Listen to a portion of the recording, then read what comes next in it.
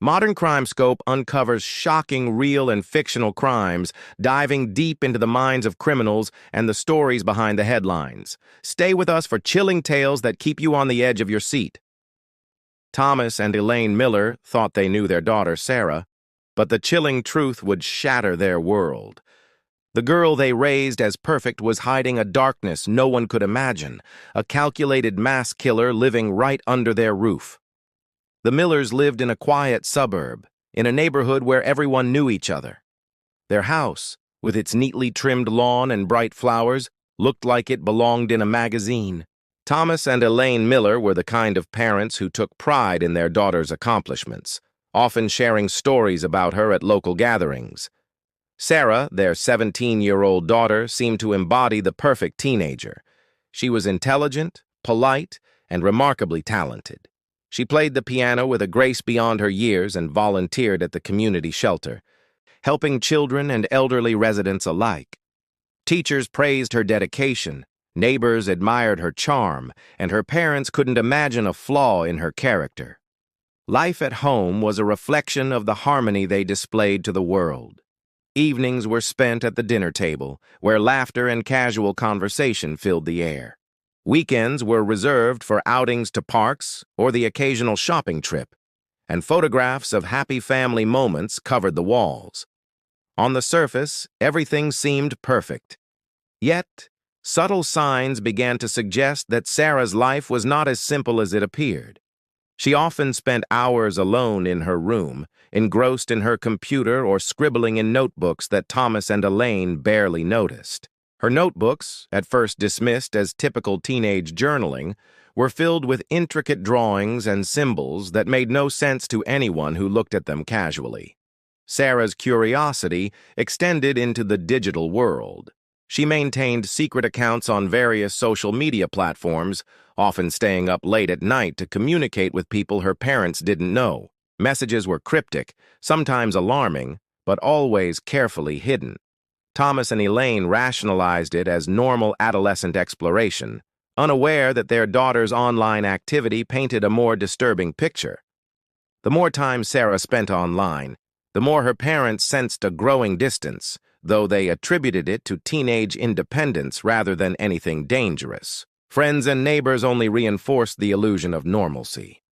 Everyone saw Sarah as kind and considerate, never suspecting that behind her warm smile, something darker might be brewing. Even her closest friends described her as supportive and dependable. Parents in the community trusted the Millers completely, often turning to them for advice or assistance, unaware that a storm was quietly building within that seemingly peaceful home. One evening, Thomas noticed a peculiar pattern in Sarah's notebooks. The drawings were no longer abstract. They seemed to depict people, places, and events with unsettling precision. Lines and shapes formed maps, symbols, and notations that felt deliberate. While Thomas initially brushed it off as artistic experimentation, an unease settled in his chest that he could not ignore. Elaine, too, sensed a subtle shift. Sarah's demeanor had changed ever so slightly. Her calm composure sometimes carried an intensity that was hard to describe. They told themselves it was just adolescence, a phase that would pass, unaware that these quiet warnings were the first cracks in the facade of the perfect family. The quiet rhythm of the neighborhood was shattered when news of missing teenagers began appearing in local reports. At first, it seemed like isolated incidents, children who wandered off or ran away from home. But soon, patterns emerged. Several students from Sarah's school vanished over a span of months, each disappearance more alarming than the last. Parents whispered warnings to one another, and the streets, once full of children's laughter, grew silent after sunset. Fear took hold of the community, and even the Millers could not ignore it entirely, though they clung to the hope that their daughter was safe. Despite the growing panic, Sarah's behavior remained strangely composed. She maintained her perfect attendance at school, participated in extracurricular activities, and even seemed unusually interested in the news about the missing teens. Her calm, measured reaction struck Thomas and Elaine as peculiar. While other students expressed fear or sympathy, Sarah often offered precise observations, noticing details others overlooked. Her parents tried to rationalize it.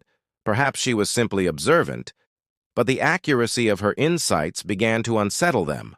Small coincidences added to their unease. Sarah sometimes returned home late, claiming she had study sessions or projects, yet the smell of unfamiliar colognes and perfume lingered on her clothes.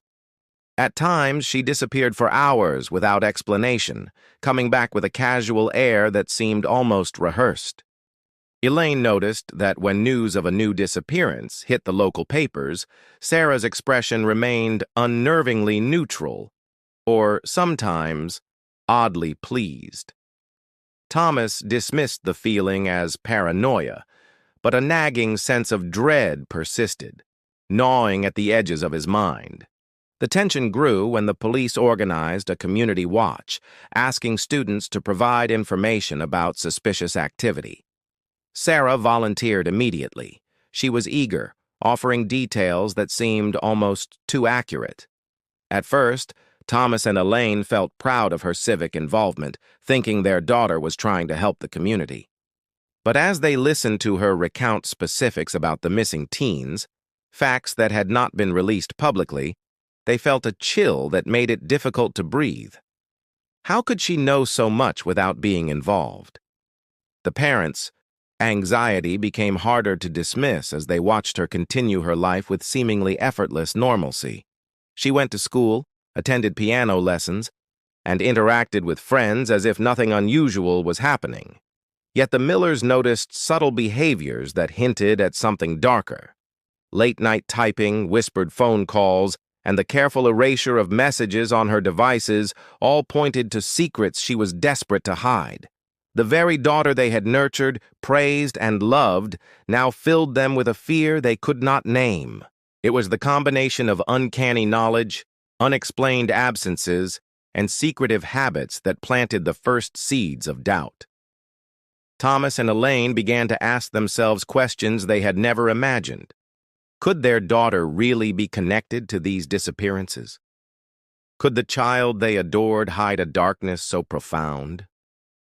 That night, in the quiet of their home, the Millers understood that the life they had thought was safe and ordinary might have been a carefully constructed illusion. The unease that had been growing quietly was now impossible to ignore, and the truth, though still hidden, was inching closer with every passing day. Late one night, Thomas could no longer ignore the unease that had been building for weeks. He found himself standing in Sarah's room, staring at her notebooks and scattered papers with a sense of dread he could not shake. The pages, once dismissed as artistic sketches and teenage musings, now revealed an eerie pattern. Names, dates, and locations appeared in coded forms, each one aligning with the timeline of the missing teens. Thomas felt a cold wave of realization wash over him. He tried to rationalize it. Maybe it was coincidence, he told himself. But the more he cross-referenced the details with police reports, the more impossible that explanation seemed. Elaine, drawn by Thomas's tense silence, glanced over his shoulder and froze. The intricate symbols and maps were unmistakably connected to real events. Each entry mirrored the movements of the missing children, and the precision was terrifying. They could no longer deny it. Their daughter might not be the innocent girl they had raised. Fear mingled with disbelief as the reality of the situation settled over them like a heavy fog. That night, Thomas searched deeper, opening Sarah's computer with trembling hands. Hidden folders and encrypted files revealed a chilling truth. Inside were videos, meticulously recorded footage that captured abductions and the aftermath. At first, Thomas thought his eyes were deceiving him, but as he watched more, the horrifying reality became undeniable. Sarah, the girl they had celebrated and protected, had orchestrated these events with deliberate intent. Each movement, each action was calculated and precise, leaving no room for mistake. Elaine collapsed into a chair, unable to speak. her mind spinning with questions she had no answer to. How could the daughter they adored, the child who had spent years playing piano and helping neighbors, commit acts so unspeakable? Thomas and Elaine were paralyzed by the combination of horror, guilt, and disbelief. Every moment they had spent trusting her seemed like a lie, every memory tainted by the darkness they had failed to see. In the days that followed, they sifted through the evidence in a haze of shock. The notebooks detailed meticulous planning, noting routes, schedules, and methods that demonstrated a chilling level of organization. The videos were not merely records, they were trophies, silent witnesses to crimes carried out with cold precision. Each discovery was worse than the last, as the Millers realized the scope of Sarah's actions. Their daughter had led a double life, one hidden behind the mask of perfection that the world saw. Even more terrifying was her apparent calmness. In the footage and notes, there was no hint of remorse, no sign of hesitation. She was methodical, intelligent, and frighteningly detached. Thomas and Elaine faced a crushing truth. Their daughter's mind operated in ways they could not comprehend. The girl they had nurtured, celebrated, and loved had become a figure of terror. The parents, once proud and trusting, were now prisoners of a nightmare they could not escape.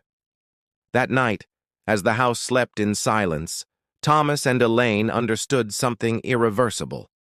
Their daughter, the child they thought they knew, had crossed a line from which there was no turning back. The life they had built, the home they had cherished, and the family they had believed was safe were now forever shadowed by the horrifying reality of Sarah's actions. The moment Sarah was taken into custody, the community was gripped by a mix of disbelief and fear. Parents, teachers, and neighbors struggled to reconcile the girl they had known with the evidence that had emerged.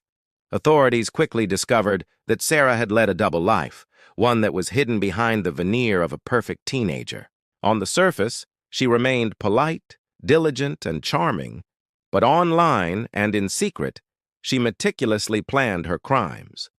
Investigators delved into her digital life and found multiple hidden accounts.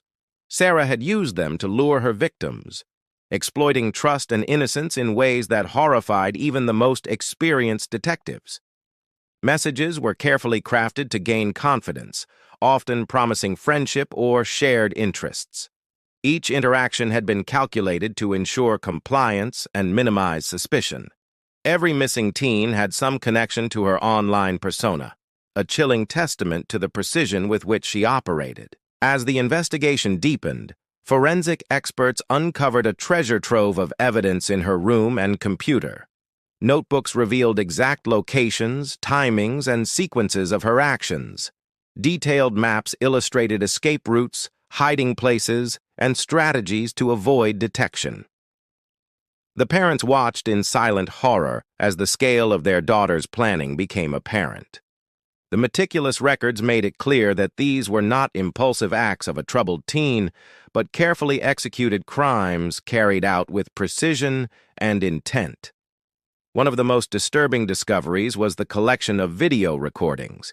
Each file documented abductions, showing Sarah executing her plans with calm efficiency. There was no hesitation, no panic, only calculated steps toward achieving her goals. The videos were trophies, a disturbing record of her acts, which provided investigators with undeniable proof of her guilt. Psychologists called it a rare example of adolescent psychopathy, a case study that left experts bewildered and deeply concerned about the potential for evil to manifest in someone so young. Even among professionals, Sarah's mind was considered almost incomprehensible. She demonstrated intelligence and patience that allowed her to manipulate situations and people without detection for months. The investigators pieced together a timeline showing that while the parents believed they were raising a typical teenager, Sarah had been orchestrating abductions with alarming foresight. Each move had been deliberate, each detail considered, and each record maintained with obsessive attention to detail. For Thomas and Elaine, the revelation was unbearable. Their home, once a symbol of warmth and safety, now felt like a prison of memory and terror. They replayed every moment of their lives, searching for the signs they had missed. Every smile, every compliment, every shared experience was now tainted by the knowledge of what Sarah was capable of. They had raised a child who could deceive, manipulate, and destroy without remorse, and the weight of that realization pressed heavily on their hearts. The case drew national attention, and the story of Sarah's crimes became a grim example of how appearances can deceive. What had once seemed ordinary and comforting could conceal unimaginable darkness. The parents' shock and horror, combined with the meticulousness of Sarah's acts, left a lasting impression on everyone who heard the story. It was a chilling reminder that evil could grow quietly, hidden in plain sight, waiting for the right moment to reveal itself. Sarah's trial became a spectacle that captured the attention of the entire nation. Courtrooms were filled with parents of victims, journalists, and experts who came to understand a mind that seemed beyond comprehension. From the first day, it was clear that the evidence was overwhelming. The notebooks, videos, and digital records presented a meticulously documented series of crimes that left little room for doubt. Prosecutors laid out a chilling case, demonstrating that Sarah had not only committed the acts, but had done so with deliberate planning and calculated intent. Throughout the proceedings, Sarah appeared calm and detached. Her demeanor unnerved the courtroom. There was no display of emotion, no sign of remorse, only an eerie composure that contrasted sharply with the grief and anger of those around her. Psychologists testified about her rare psychopathy, emphasizing how her intelligence, planning, and lack of empathy had allowed her to evade suspicion for so long. They explained that while she appeared like any other teenager in everyday life, her hidden life revealed a capacity for violence and manipulation that few could fathom. For Thomas and Elaine, the trial was unbearable. Every day brought new reminders of their daughter's actions, and every piece of testimony tore at their hearts. They struggled to reconcile the girl they had raised with the criminal the court described. The weight of public scrutiny added to their pain. Neighbors and strangers alike offered sympathy, but the Millers were haunted by the knowledge that the child they had nurtured, loved, and celebrated had caused unimaginable harm. Their home felt empty and hollow, the memories of family life now shadowed by fear and guilt. As the trial progressed, more of Sarah's secrets came to light. The prosecution detailed her manipulation of social media, her careful selection of victims, and her obsession with documenting every act. The parents learned that their daughter had kept journals of her thoughts, plans, and even anticipated reactions from authorities. These discoveries left them reeling, realizing that nothing had been accidental and nothing had been impulsive. Each act had been deliberate, each move part of a calculated strategy executed with terrifying precision. When the verdict was finally delivered, Sarah was convicted on multiple counts of murder and sentenced to life without parole. Relief mixed with grief for Thomas and Elaine.